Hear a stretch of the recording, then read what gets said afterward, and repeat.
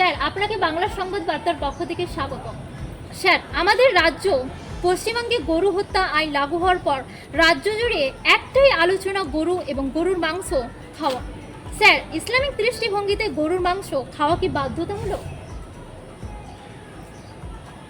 ইসলাম ধর্ম না তো গরুর মাংস খাওয়া নিষিদ্ধ করেছে, না অর্ডার দিয়েছে গরুর মাংস খাওয়ার।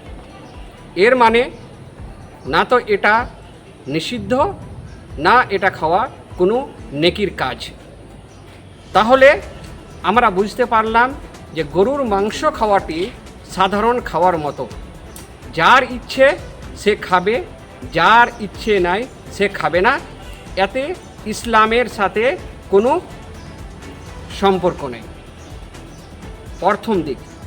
অন্যদিকে যদি আমরা হাদিসের, আল্লাহ রসুল সাল্লাল্লাহু আলাইহি ওয়াসাল্লামের হাদিসের দিকে লক্ষ্য করি, তো একটি হাদিস আমরা পাই যে ইমাম হাকিমের বিখ্যাত গ্রন্থ আল মুস্তাদরাক, যেখানে একটি হাদিস রয়েছে, সেটি হলো আলাইকুম বে আলবানিল বাকারে ওয়া সুমনা নিহা ওয়া ইয়াকুম ওয়া লহুমাহা ফাইন্না আলবানাহা ওয়া সুমনা নাহা দাওয়াউন ওয়া শিফাউন ওয়া লহুমাহা দাউন।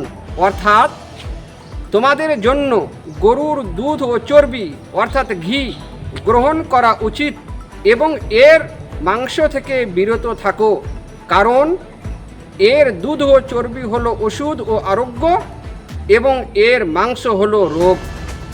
এই হাদিস থেকে আমরা বুঝতে পারলাম যে ইসলাম ধর্মে গরুর মাংস খাওয়া জায়েজ থাকলেও গরুর মাংস খাওয়া শরীরের পক্ষে ক্ষতিকারক। তাই আমাদেরকে গরুর মাংস খাওয়া থেকে বিরত থাকাই উত্তম।